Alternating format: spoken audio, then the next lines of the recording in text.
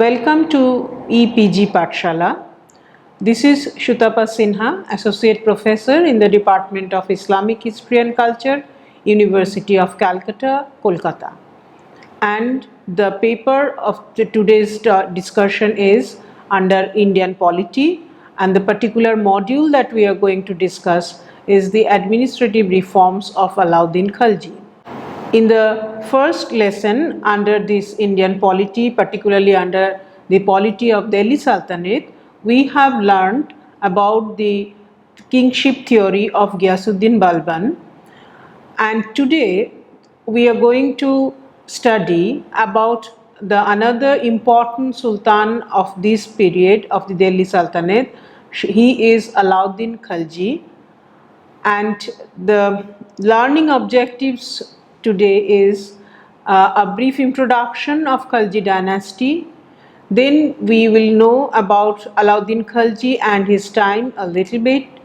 But the main focus of today's discourse is administrative reforms and other reforms.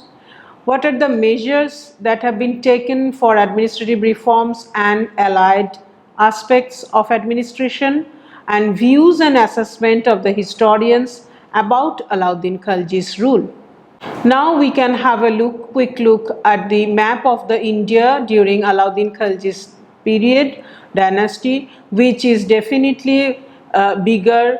The expansion of the kingdom is bigger than what we have seen for Ghiyasuddin Balban's period. Now just have a look of a portrait of Sultan Alauddin Khalji and his expedition to Deogiri.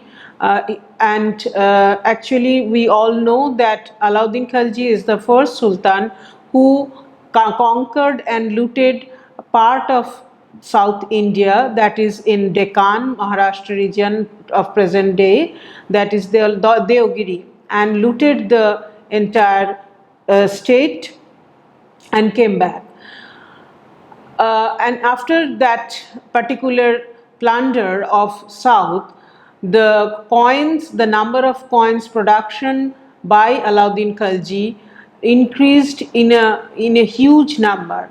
He was a prolific issuer of coins, and we have seen that he struck coins in copper, coins in Bilon, which is an alloy metal, and coins in silver, and occasionally, very occasionally, we found his coins in gold.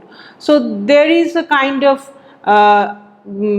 estimation that we can make that he and his economic system of his state was quite healthy. Now we are coming to the brief introduction of the Khalji rule, which was from 1290 to 1320, a very brief period of 30 years, which witnessed significant changes in the socio-economic and administrative structure of Delhi Sultanate. The Khaljis also broadened the social base of the ruling class. Barani says that with the accession of the Khaljis, the empire passed from the hands of the Turkish to the noble of Delhi, were struck by admiration and amazement at seeing the Khaljis occupying the throne of the Turks. And then we can have a very brief introduction about Khalji, it's Alauddin Khalji and his times. Jalaluddin Khalji, the founder of the dynasty, actually did not follow a policy of narrow exclusivism. He introduced a state which was based fundamentally on the goodwill and support of the people from all communities. Unlike the previous ruler, Ghiyasuddin Balban, we have seen that he never allowed any common people in any kind of administrative activities of his domain. Jalaluddin Khalji's nephew and son-in-law was Alauddin Khalji, who ascended the throne after assassinating his uncle in 1296 AD. He continued the legacy in conquering states and territories, expanding for next 20 years. But as we have already mentioned, that today we will focus on the administrative reforms of Alauddin Khalji, because it will it was definitely a new administrative reform which was introduced by him, and he did not accept Jalaluddin's theory of benevolence and humanitarianism. He adhered more to Balban's theory, that is, the theory of kingship with much amendment. He was the first Muslim ruler to successfully defeat and conquer southern parts of India. And in fact, as we are told, that it was actually the Warangal part, the Kakatiya dynasty, who used to rule in present-day Warangal, and as we all know, that the famous Kohinoor diamond was looted particularly from that area. Alauddin Khalji realized that a strong centralized administration is a necessity to set the budding Sultanate rule on a concrete ground. He made some kind of reforms, administrative reforms, which paved the way for his economic reforms as well as military conquest and other aspects of his reign. Now, the administration that we are going to discuss can be divided into two parts. One is centralized administration and the other is provincial administration. So far as the centralized administration is concerned, Alauddin attempted to translate his theory of kingship. He was there to rule through the administrative practice. His word was law, an absolute despot, and possessed unlimited powers. All powers of administrative affairs of the state were only centralized in him. In the words of Ashraf, the Sultan of Delhi was in theory an unlimited despot and by no law, subject to no material check and guided by no will except his own. From this kind of quotation, we may easily understood that though Alauddin Khilji amended administration from the time of Ghiyasuddin Balban, but he has followed the theory of kingship of where he was a total despot in toto.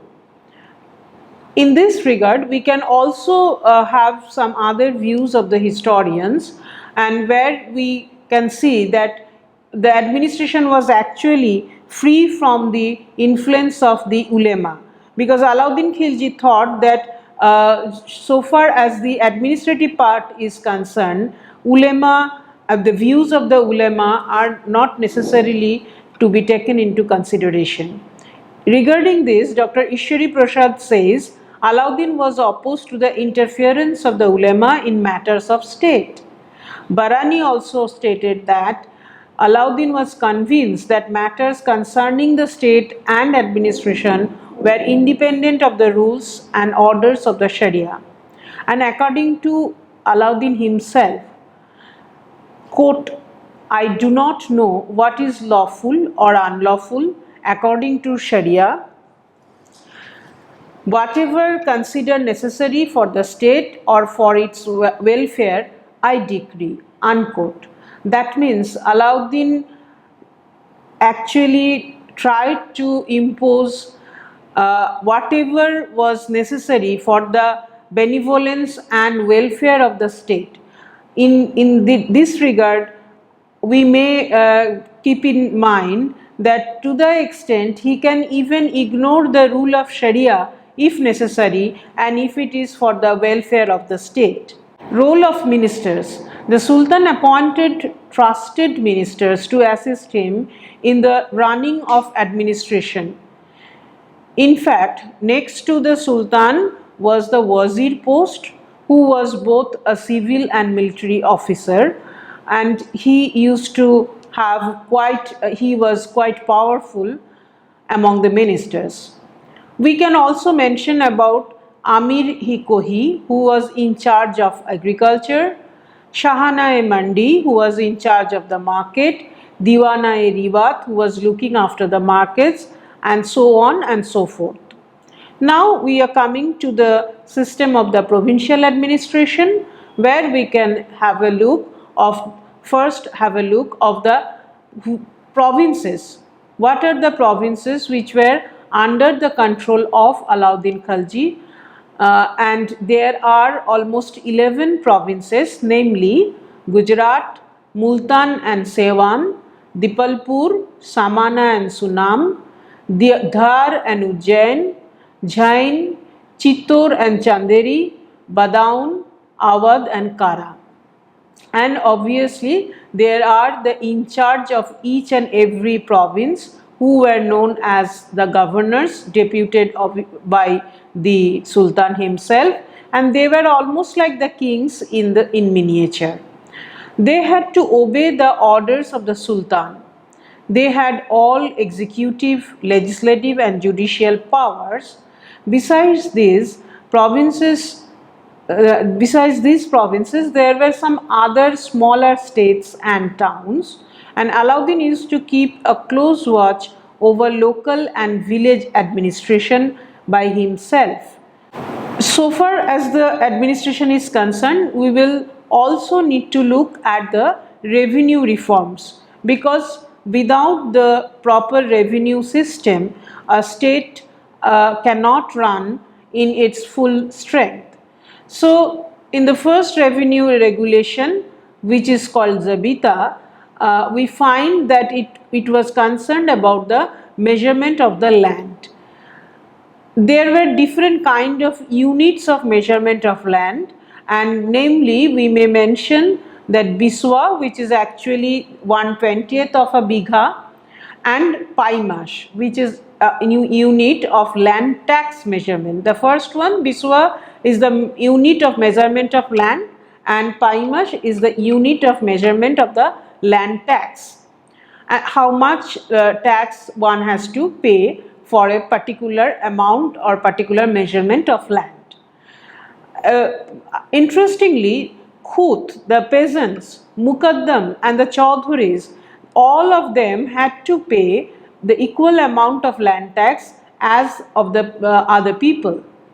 House tax, that is called Ghari, and the pasture tax, that is Chari, were also imposed on the agrarian population. To support his market control system, revenue was mostly collected in kind, so that people cannot hoard the crop or the production to raise the price. A new department called Diwane Mustakharaz was founded. Kharaz is the tax, and we have also seen that there are some other kind of posts have been introduced to make the revenue system more unique. They are called Ghanima and Khum. After revenue system, another essential part of administration is judicial administration, and the Sultan was the fountain of the justice, that we all know, but next to him was Qazi ul Quzat, that is the Lord or Chief Justice. Justice was administered by the Qazis, who were the junior officers in the provinces, and several severe punishments were in vogue during the reign of Alauddin Khalji. Be it a wealthy person, be it a pious person, nobody could actually escape the justice, and mutilation of limbs was very common. Then another interesting system which was very pertinent to a centralized administration, what Alauddin Khalji actually wanted to have in his kingdom, that is a system of espionage, a very efficient system of espionage. It was organized by Alauddin in a very systematic and effective manner. Bari-de-Khash, there is a post called Bari-de-Khash, who was actually the head of the intelligence department, and under him the spies or the Barids were appointed in different parts of the empire. But it is important to note that the Barids or the spies all are actually directly accountable or answerable to the Sultan himself. They used to send their information separately to the Sultan, and Bari-de-Khas, or the head of the intelligence system, he used to send his report separately to the sultans.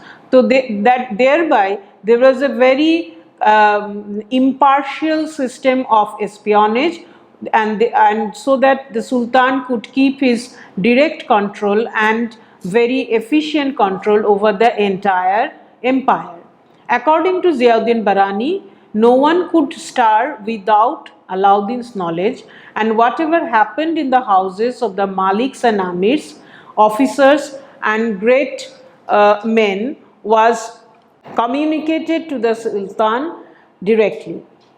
And there is another kind of measure which also made Alauddin bit unpopular, but it was also for the cause of the welfare of the state, that is controlling the power of the nobles. Alauddin did not allow all kind of leniency or any kind of leniency to his nobles. He always had a very good control over them, and as historian Satish Chandra has mentioned, to quote, the nobles were forbidden to associate with each other or hold convivial parties. In fact, even for forming marriage alliances, they had to seek the permission of the Sultan. So we can easily understand that they don't have actually any kind of independence, even if it is their private affairs. And thereby Alauddin could put all kind of control on the get-togethers and functions of the nobles. He had made them to stop drinking in the parties. Even the social intercourse and the marriages were restricted among the nobles. Naturally, there was the cause of there are a lot of causes of revolt among the nobles, and for this kind of action that has been taken by Sultan, and Sultan also taken some kind of measure to check the power of the nobles. Like he has identified different causes that led to the revolt among the nobles, like inefficiency in spy system, huge wealth in the hands of the nobles, frequent drinking parties, and social intercourse and intermarriages, which Alauddin considered as the cause of their revolt. And he has taken kind of strict measures towards these loopholes, like engagement of more efficient spy system and confiscation of jagirs given to the nobles for some reason or the other, so that no surplus money would be there in the hand of the nobles. Prohibition of the sale and use of wine and any kind of other intoxicating drugs. Restriction on social gathering and intermarriages among the nobles were also a very useful method that Alauddin tried to implement among the nobles to control them or to control their power. Now we may have a look into the administrative measures for the market control. We have to keep it in mind, this is the administrative measures to control the market, which is not the policy of price control policy of Alauddin that we are talking about. This is only for the controlling of the market. Alauddin appointed 3 types of officials to impose control over the market. Shahnai-e-Mandi, who was actually in charge of the grain market; Mandi, who used to report on the quality of the grain, and he was an intelligence officer. He was actually always keeping an eye on the quality of the grain, that we today call as a quality control measure of the food or any kind of crop that was produced during the day. And Munhian, that is secret spies, who may be compared to the secret service police of today. Another important part of administration of Alauddin Khalji was organization of the postal system. He established a proper postal system for establishing a regular contact with various parts of the empire.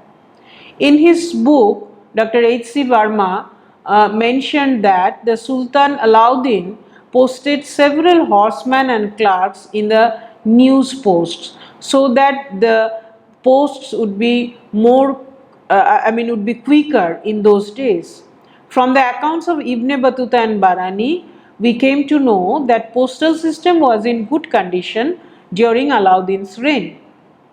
So far as the social mobility is concerned in the administration or under the Sultanate polity of Delhi, we may say that was started with, of course, with Alauddin's predecessor, but it was very much in vogue during the Alauddin's time. As we have already seen that for the sake of the benevolence and welfare of the society, he can go to any extent. He can also, he has given importance to the non-Turks people if they were efficient. He did not hesitate to give any kind of post, important post or high-ranking post in the administration. There are non-Turks where the non-Turks therefore were no longer kept back during Alauddin Khalji's time. He chose and promoted many non-Turks to the top position in his government, and namely we can have Jafar Khan, Nusrat Khan and Malik Kafur. Malik Nayak, a Hindu who had been appointed as governor of Samana and Sunam, commander of an army with Muslim officers which inflicted crushing defeat on the Mongol attacks. A large number of Indian Muslims also formed a part of his army. So after discussing all these major reforms that were introduced by Alauddin Khalji during the very beginning of 14th century, we can now have a look about the views and assessment of the historians regarding Alauddin Khalji's administrative reform or administrative system. It is very apparent that Alauddin Khalji was a strict and efficient administrator following the path of his predecessor Ghiyasuddin Balban. Still, he has drawn attractions of many historians, and we can have a quick look of their assessment regarding his achievements and contribution towards the medieval history of India.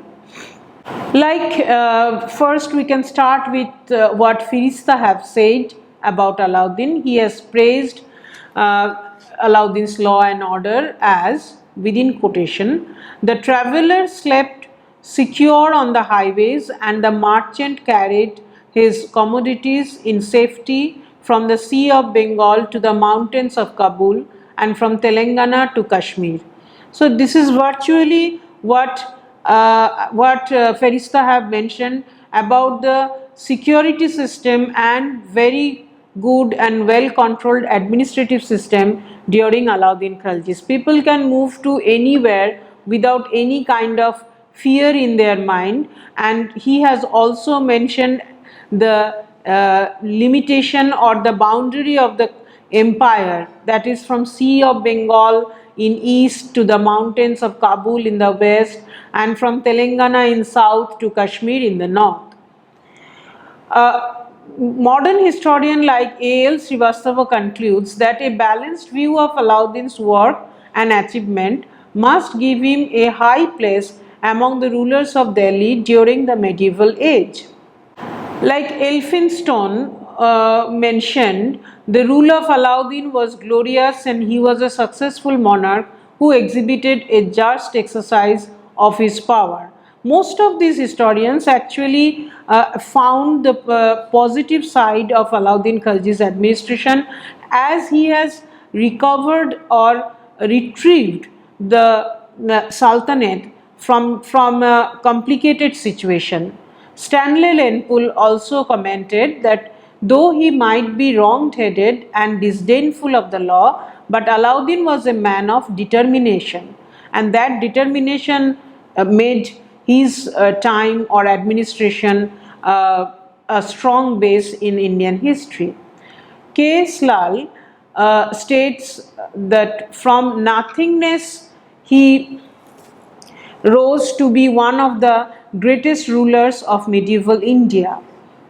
So we can have several other views of the historians, but it will be a kind of exaggeration sometimes, or it will be a repetition. However, we can also mention about what S.R. Sharma writes, that Alauddin was the first Muslim emperor of India. During his reign, for the first time, the present Muslim flag dominated over the whole country, from the Himalayas to Cape Comorin and from sea to sea. We can also have a look at what Vincent Smith wrote about Alauddin, that he was particularly savage tyrant with very little regard for justice. His reign was exceedingly disgraceful in many respects. So these are the kind of criticism that was also Alauddin deserved because of some of his activities. From the above discussion, we can also now have a kind of recapitulation what we have discussed here today. Alauddin Khalji possessed not only the qualities of a born military commander, but also those of a great civil administrator. Many of his reforms were later on adopted by the rulers like Sikandar Shah Lodi, like Sher Shah, and even by Akbar, the great Mughal Empire. When he ascended the throne, he found that the Sultanate of Delhi was not in a consolidated situation. The main cause of this was the corrupt administrative machinery, and that is why Alauddin Khalji put much stress upon a centralized administrative system. The departments of military, police and revenue were completely overhauled. To root out the evils of bribery, dishonesty and malingering among the government officials, Alauddin Khalji increased their pay reasonably. Those who still persisted in corrupt practices were given very severe punishment. Jagirdari and unlawful privileges of the Jamindars were totally abolished. He established a very efficient espionage system, though there were some lacunas, but spies and informers were present in each and every corner of his vast empire. So, we now may conclude by saying that Alauddin Khalji marked the beginning of the new administrative system in the beginning of the 14th century, which later became the model for the medieval Indian administration. Thank you very much.